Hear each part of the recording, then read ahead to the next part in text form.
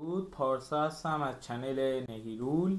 اینجا در خدمتتون هستم با اولین ویدیوی چنل که درباره دیدگاه سه تا از بزرگترین فلاسفه هستش درباره معنای زندگی: نیچه، آلبر کامو و همچنین بودا.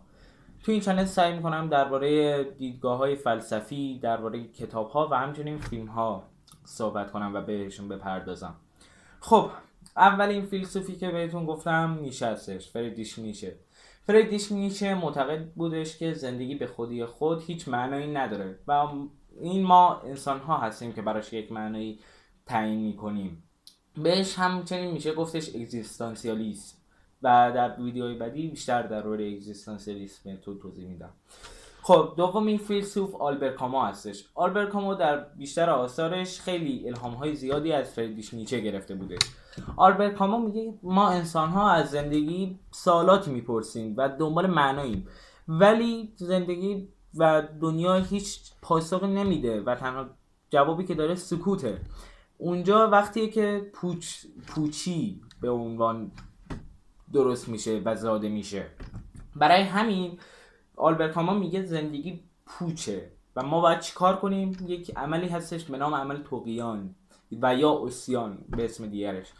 طغیان یعنی اینکه پوچی زندگی رو بپذیری، نه خودتو بکشی، خودکشی نکنی، و یا اینکه خودمون رو با معناهای من درآوردی اینا رو خودمون رو فریب ندیم. این پوچی رو بپذیریم، از لحظه لحظه زندگیمون، از لحظه لحظه روزمون لذت ببریم، یک جوری زندگی کنیم که انگار به فردای امید نداریم. البته به معنای بدی نیست، یعنی به فردا امیدی نداریم، همش فرض کنیم امروزه و قرار فردا تموم بشه.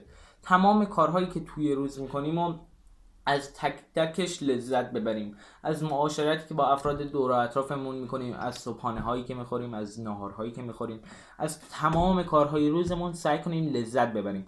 به این منظرم میگن منظر ابزوردیسم. البته به آلبر کامو میگفتن اگزیستانسیالیسم، ولی خود آلبر کامو اینو زیاد قبول نداشتش و خودشو از توی دیدگاه ابزورد قبول داشته. فیلسوف سوم که البته نمیشه فیلسوف گفتش، ولی به هر حال فرد بودا هستش. بودا به جایی که به معنای زندگی بخواد بپردازه، به علت رنج و به پایان دادن اون رنجه تمرکز داشته.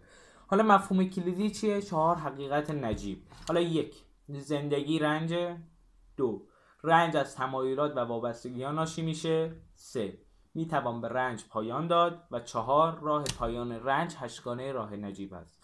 هدف نهایی بودا چیه؟ هدف نهاییش نیروانایی. یعنی چی؟ یعنی نیروانا یعنی اینکه رهایی از چرخه تولد و رسیدن به آرامش مطلق. اگر بخوام جمع بندی کنم یک جورایی میشه اینطوری گفتش که نیچه میگه که زندگی رو با اراده و خلاقیت خودت بساز، همون اگزیستانسیالیسم. 2. کامو میگه جهان پوچه اما با طغیان اون رو زیبا کن، همون ابزوردیسم.